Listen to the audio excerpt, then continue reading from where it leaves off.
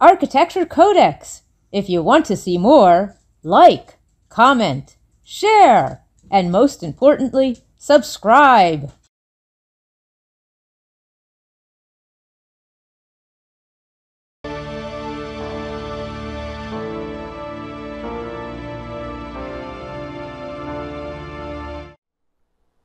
I have been inspired by and sketched a lot of houses.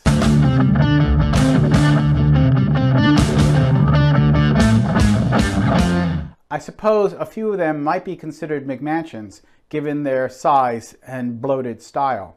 But I have not sketched the more common McMansions primarily because I have not found McMansions inspiring enough to try to understand them and to learn good architecture from them. So what is a McMansion and why is it radically different from any other traditional historic design for homes? The term was used in the 1980s but first found its way in print in the Los Angeles Times in 1990. It was one of many terms such as starter castle, garage mahal, etc. intended to deride the proliferation of these large homes that were quickly built but stylistically not carefully crafted. The Mc part is derived from McDonald's, obviously denoting the mass production of a less than premium product. They are nouveau quiche for the nouveau riche. During the economic boom of the 1980s, we entered a new kind of conspicuous consumption, a consumerism dedicated to showing off.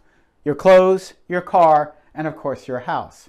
McMansions then were these large homes, generally over 6,000 square feet, and affected a historic style poorly rendered, which impressed most people except for those finicky, persnickety architects.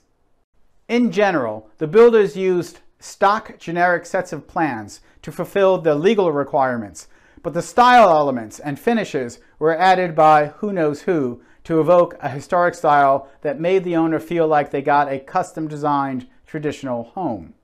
These homes meant to give the owner the kind of Tudor, Georgian, or shingle style houses that were being designed by the likes of Robert A. Stern, Architecture Codex number 33, but at cheaper rates because they cut out the expense of the architect. The historic styles were not designed with regard to historic proportions or historic construction techniques. Indeed, style was simply reduced to an artifact or two or three that were stuck on these bloated boxes with the thought that it was architecturally significant. It was not to the trained eye, but who cares what architects think? The houses sold and people were happy. There are websites dedicated to mocking McMansions, so I won't do any of that here. I'm actually really not interested in making anyone feel bad about their home. But I do have criticisms which generally focus on a few certain things. The extensive use of fake materials.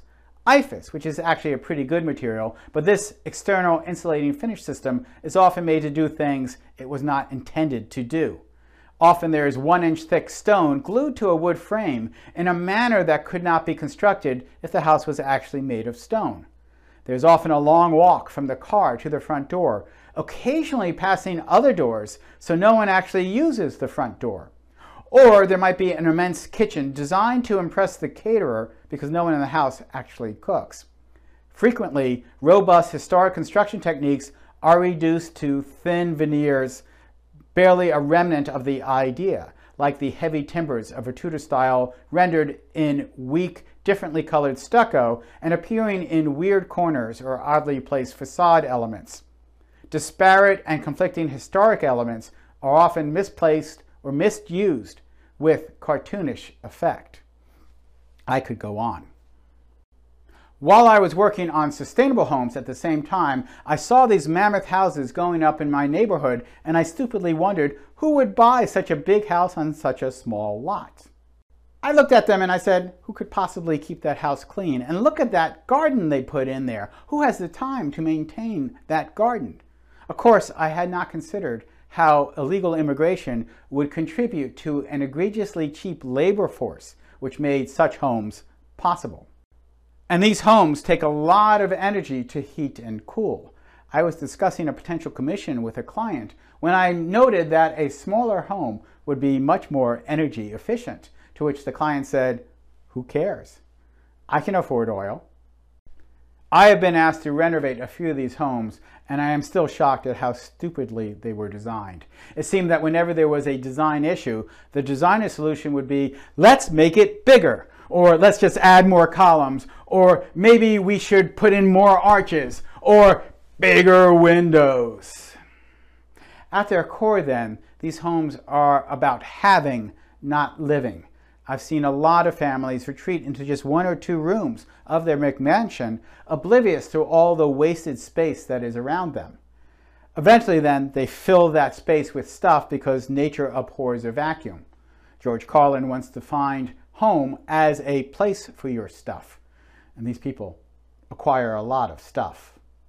The 1980s return of the starter castle reminded me of a 19th century trend for rich people in the USA to build their own castles, perhaps inspired by European travel, which became much safer with steamships in this century.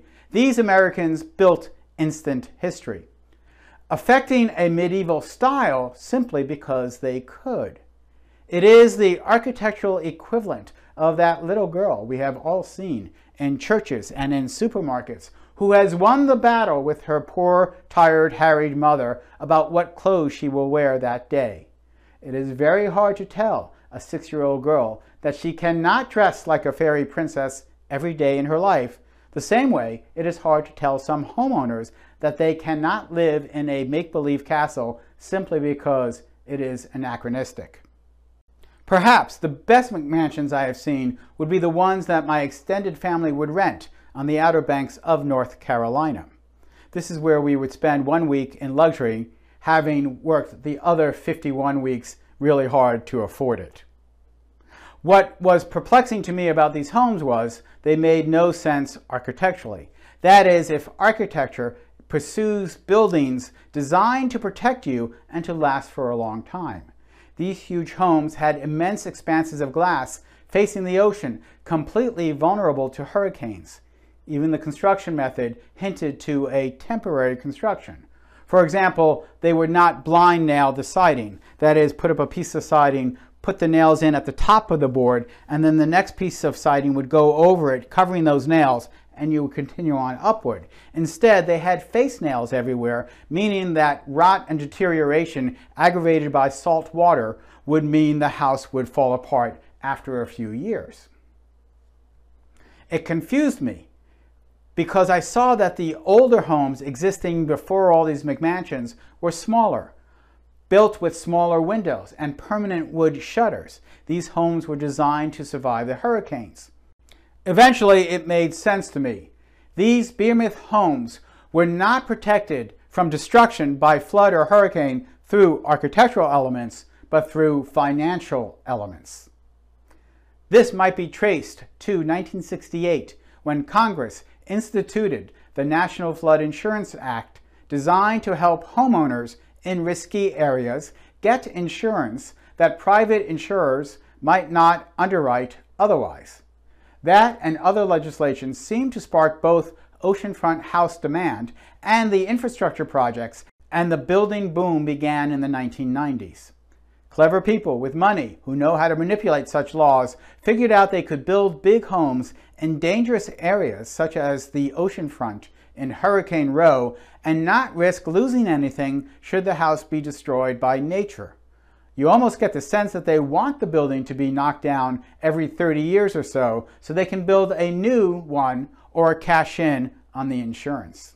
Many of the great homes and castles of the 19th century proved too difficult to maintain once we hit harder economic times in the 1930s.